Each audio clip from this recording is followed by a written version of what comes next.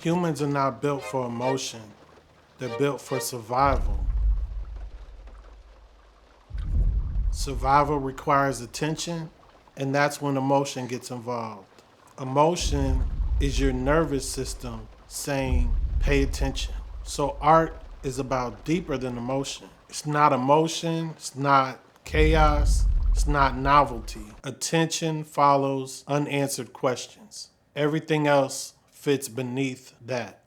And what makes a song resonate with people? I think a push and pull constantly. Okay. For example? Like you listen to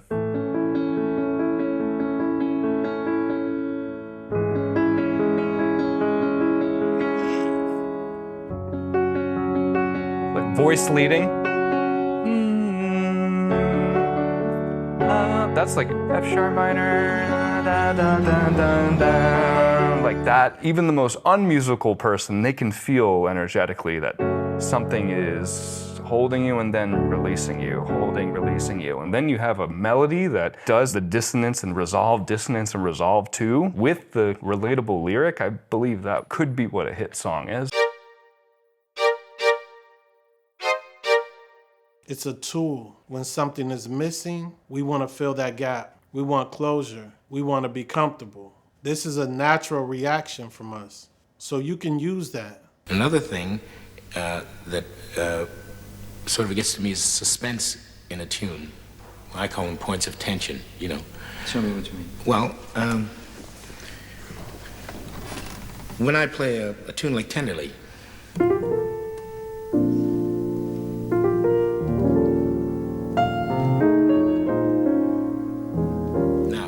if I play that, I try to create tension. Mm-hmm. So I'll harmonically change it around so that hopefully, and not really that purposefully, but hopefully the audience subconsciously will feel this happening if I play it like this.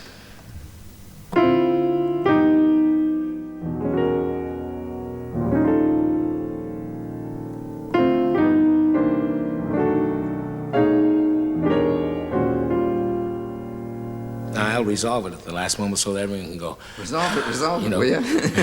Well, it's the same as going. Yes. Yeah. You know, and they all sit and wait for. As a creative, we use the Zeigarnik Effect to our benefit. Attention follows unfinished things. It's biology. Your brain sticks with things that are unfinished. Once they're finished, your brain releases them. This is the order it goes in. Expectation or structure. Then we leave structure. When we leave structure, we have uncertainty. When we have uncertainty, we pay attention. And when we pay attention, we have emotion. And then we have resolution. And the cycle starts all over again. That is the natural order. Like in storytelling about how far can you push the kind of meat of it? Like, how long can I make you wait? It's a central issue. I would assume every episode of your podcast are like that. So like this is that issue, yeah. What's you just have an internal compass? That's one of the things, I don't think I'm usually wrong about. I mean, that's the thing that we've, in the editing process, all of us on the team get together, and that's what we kind of, one of the main things we argue about. And invariably, my first draft, second draft it's in the wrong place. Too long. I'll wait forever. If you don't have structure first, you can't leave structure. And that's why you don't get attention. You have to establish structure first and then leave structure. If you show up to work every day on time, you establish structure, then you left structure by showing up late, and it gets their attention. It's a cycle. It's like an engine. If your car starts every day, then you don't really pay attention. It's the day that it doesn't start is when you start paying attention, lifting the hood, asking for help, and then when you finally get it to start again, you get comfortable again. That's the cycle. There's tension and then there's release. Mm-hmm. All great melody has tension, release. Absolutely. Tension, release. That's the whole thing about us as human beings. You breathe in and you breathe out. Yeah. You know, that's life. This film uses it perfectly. This is Prisoners. The families have a gathering, structure. Pappy, can I take Joy to our house? The kids want to go outside, breaking the structure. The kids are gone too long, uncertainty. The parents start looking for the kids, attention. Parents can't find the kids, emotion, same order. This is all in the trailer. I'm gonna find you your must daughter. see the movie to get the release. You often see this in music. It has a structure. A singer has a structure. You go outside of the structure. I remember this song from Keyshia Cole. This is still a popular song to this day.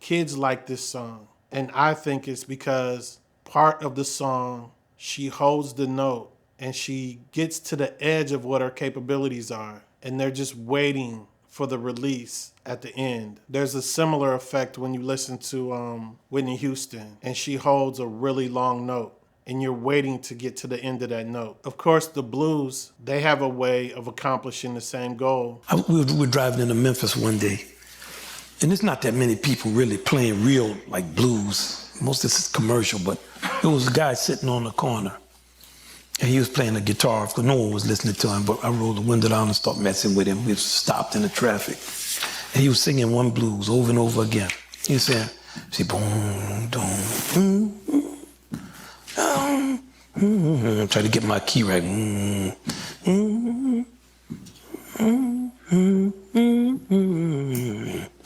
He was going, that's all right, baby.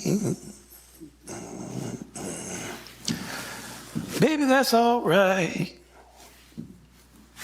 Boom, boom, boom, boom, boom, boom, boom. That's all right, baby. Doom, doom, ding, ding, doom. Baby, that's all right. Okay, he's just singing that. That's all right, baby. It's all right, baby. Baby, it's all right. So you didn't know what was all right, but it was all right. And that's about the blues. So if you take the blues in a major key, boom, boom, boom, boom, boom, boom, boom, it's a major. Boom, boom, boom, boom, boom, boom, boom, boom, boom, boom, boom, boom, boom, boom. But he's going, boom, boom. See, I'm leaning between it.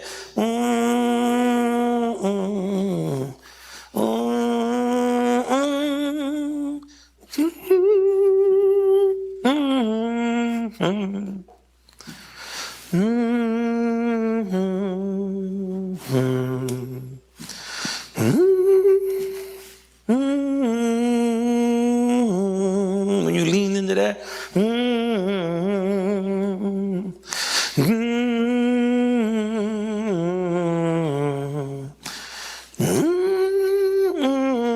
baby, that's all right. In filmmaking, they'll use this tool.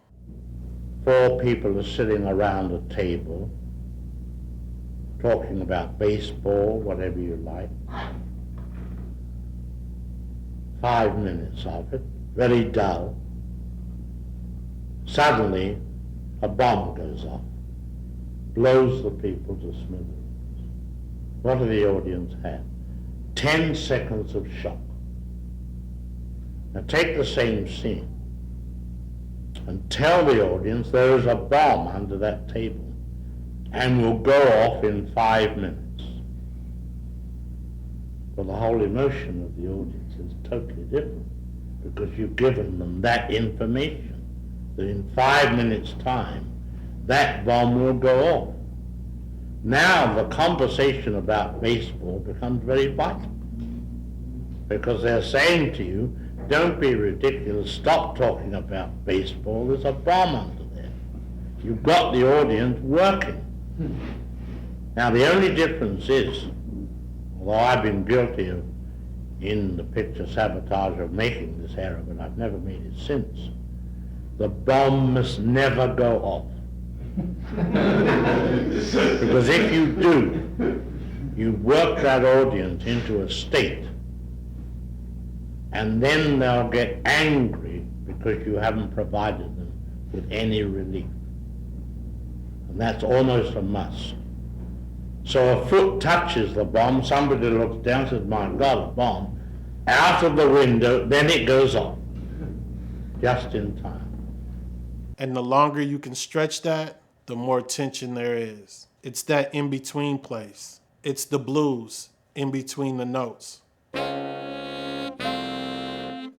You see it appear everywhere, in nature, in religion, in biology, in art, in life in general. Reforms, elections, religious revivals, assassinations, discoveries. Momentous events have always been the bread and butter of narrative history. Now, if you talk to some high school teachers and you'll say to them, what is he doing there? They will say to you, oh, he's giving background. No, he's really not. When do we find out that he's not giving background? The next word is but. Breaking the structure. He's not giving background, he's building a problem. And the differences are enormous. So many faculty members will say to students, you know what, this paper really isn't working very well. This introduction doesn't work. And the student says, well, what do I need to do? And they'll say something like, well, you need to give me more background here. Oh my God.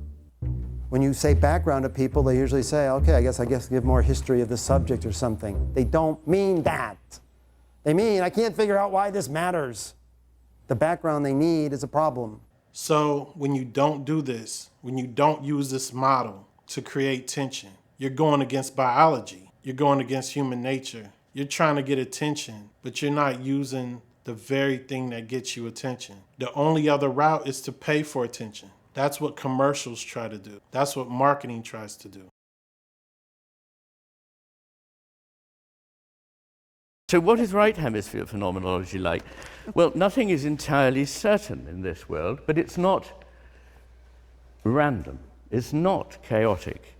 It is not entirely predictable, but it is orderly. And it's that bridge between the orderly and the disorderly that is really, really important for creativity. All in this world is ultimately interconnected. Nothing is fixed, but all is flowing and in process. What exists are wholes. In fact, the parts are an artifact of left hemisphere attention, because everything is a whole at a certain level of attention, and wholes are in this sense nested. What is at one level apart is at another level a whole, and vice versa. And in any collision, what you're talking about, the primary variable is tension.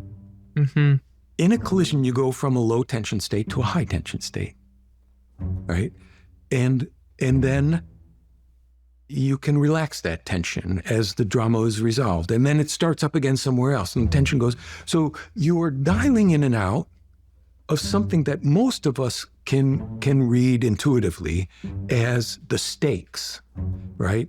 And what we call tension is the realization on the part of the protagonists that the stakes are going up. Some people think of this as chaos, to create chaos. That's not what I mean by tension. Chaos is when you don't have intention, or your intention is to create chaos. This is where things might confuse people. Chaos and tension are not the same. It's about intentionality. Creating tension is more about control because you know you have a release. You create tension and you release. Chaos is when you don't have a release. You have no control. I look at drill music as a good example of chaos. They create tension, but they have no release. So what ends up happening when you have no release is that the tension stays there, and it goes from music and it starts hopping through other mediums. It goes from music to social media to real everyday life, and the tension is still there. It accumulates more and more tension, more and more tension. And by the time drill artists see each other, it becomes a physical altercation. The mechanics of drill, the reason there's no release is because you have song after song after song talking about the same thing. creating tension, talking bad about other artists, talking about destruction. It's not like a film, where a film might address destruction and negativity, but there'll be a release, there'll be a resolution, usually. With songs, if you make a whole album of destruction and there's no song in there that points people in another direction, then that tension stays there and it just accumulates.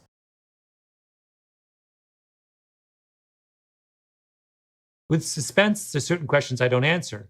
And so your natural reaction as a reader is, wait, why? Right?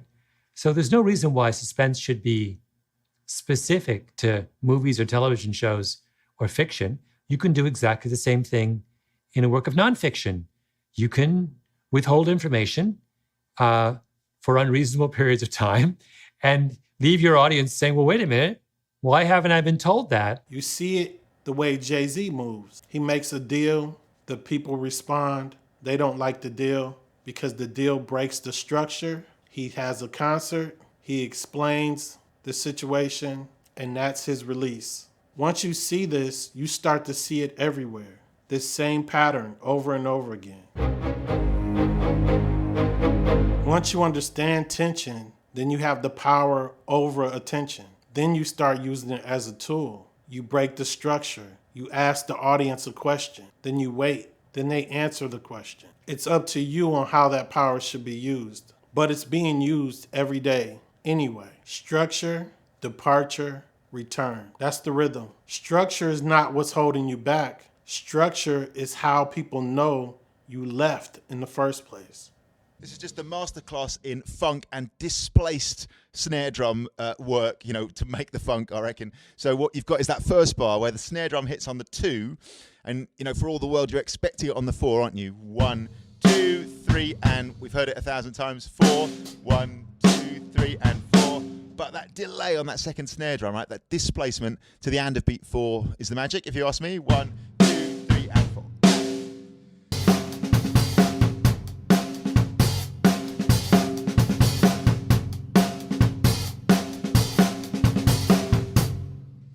You establish structure, you leave, and you come back. Tension and release. Attention lives in the gap of expectation and resolution. In between the notes, in between the beats, in between will you marry me and I do. People pay attention to what they're waiting for.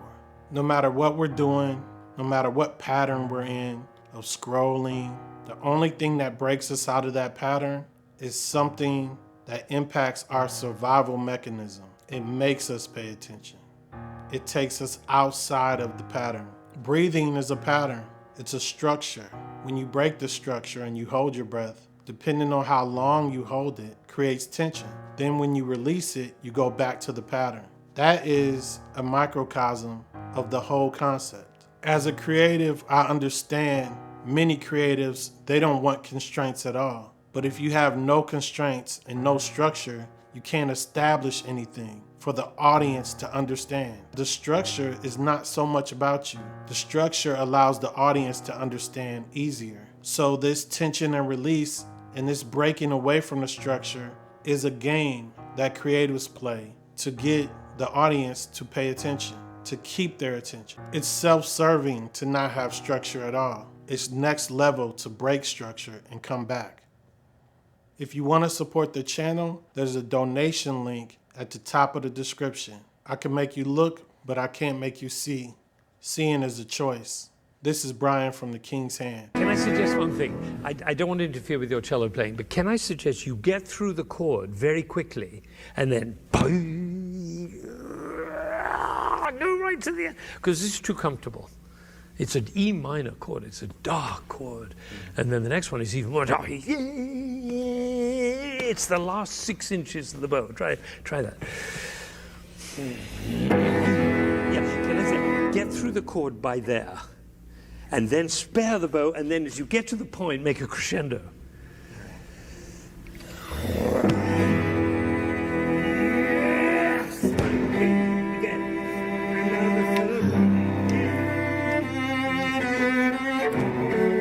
Music is almost always built in threes, or very often. 1, 2, and then 3. And it's either I, you, we, or 1, 2, 3.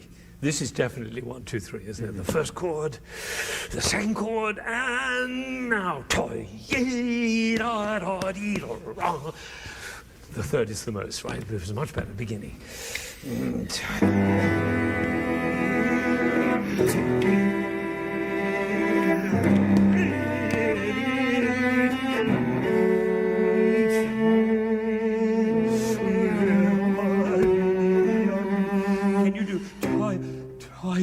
Because it's actually only an eighth note. You're playing a long note there. And then the rest is full. If you do da-da, the rest doesn't have any meaning. But that was great.